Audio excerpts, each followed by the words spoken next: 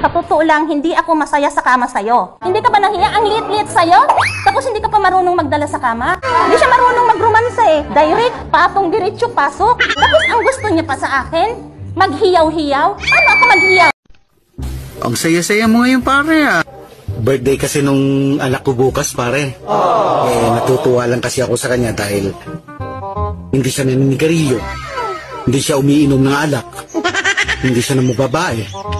At hingkit sa lahat, hindi siya nambabasa sa magulang. Talaga? Wow, ang bait, ah. Ilang taon na ba yung anak mong yan, pare? Mag-iisang taon na siya bukas, pare.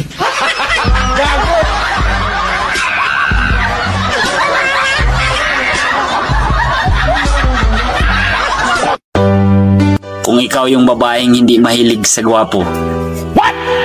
Malabong maging tayo.